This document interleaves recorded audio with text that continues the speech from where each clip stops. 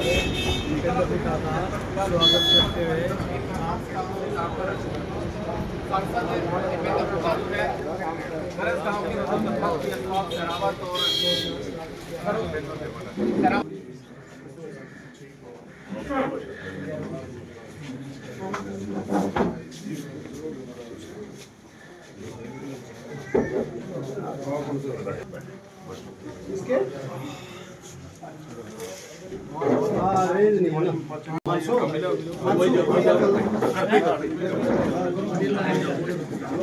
राम से हाँ जी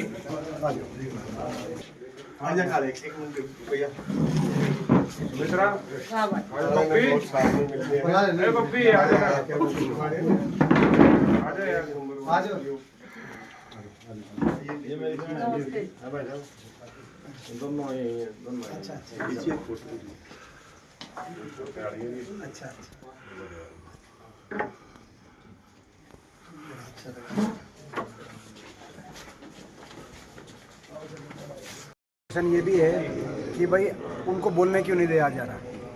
राहुल जी नेता विपक्ष ने संसद में जब चाहे वो भारत यूएस डील की बात हो, चाहे वो एप्स्टीन फाइल की बात हो, चाहे भारत चीन में जो युद्ध की स्थिति बनी थी उसमें जनरल नरवाने के बयान की बात, इस तरह के विषय जब उठाने के लिए उन्होंने प्रयास किया तो उनको लोकसभा अध्यक्ष के माध्यम से कहा गया कि अगर जो वही विषय उठ सकते हैं जो सरकार जिन पर सहमति दे, तो क्या संसद में लोकतंत्र में अगर सरकार की सहमति से उठाएंगे तो विपक्ष का क्या, फिर तो सत्ता पक्ष से ही काम चलाए सरकार, फिर लोकतंत्र भी क्या।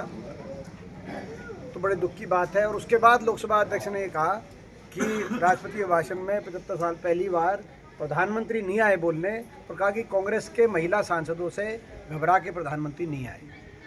प्रधानमंत्री को कांग्रेस की महिला सांसदों से नहीं डरे थे, वो सच से डरे थे, मगर सच जनता को पता चल गया है। वो जो सच है, जो ऐसा नहीं आज के दिन वहाँ बोले तभी पता चलता है, सच जनता तक पहुँच चुका है। और मैं समझता हूँ कि हम लड़ाई लड़ रहे हैं लोकतंत्र को बचाने के लिए, मजबूती से हम लड़ाई लड़ेंगे। और जो भारत यूएस डील के अंदर जो एक किसानों के हकों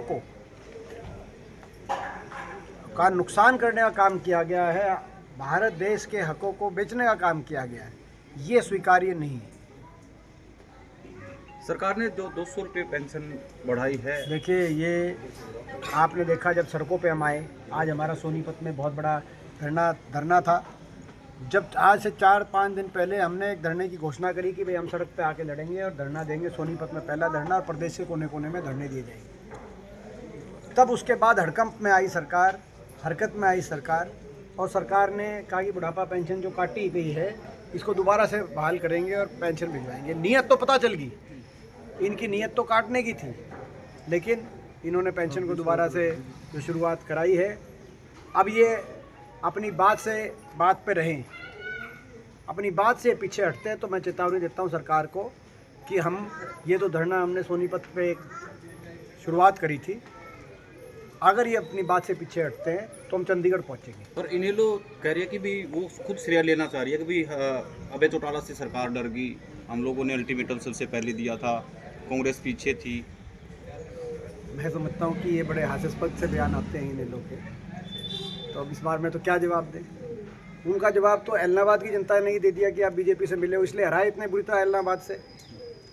ना तो इलाहाबाद से इतनी बुरी तरह हराया, वहाँ से हमारे साथी हैं भरत सिंह बेनीवाल जी, हुड्डा साहब के बड़े बहुत ही अच्छे समर्थक साथी हैं, तो वो इतने बड़े बहुमत से जीतने का कारण ही ये था कि लोग इनकी सच्चाई समझ चुके हैं। एक आम आदमी पार्टी की विधायक है पंजाब से, उन्होंने नायब सैनी पे आरोप लगाया है कि वो विधायक खरीद रहे हैं वहाँ पे।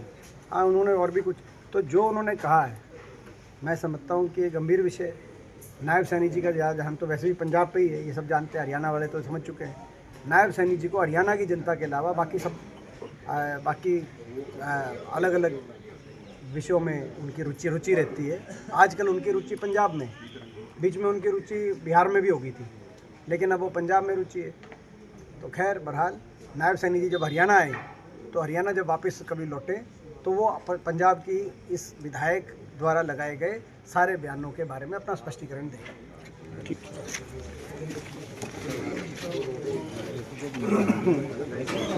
अच्छा जी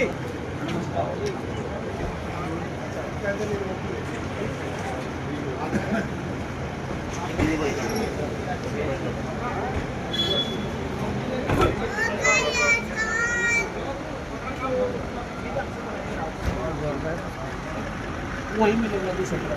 अच्छा चल ठीक है ठीक।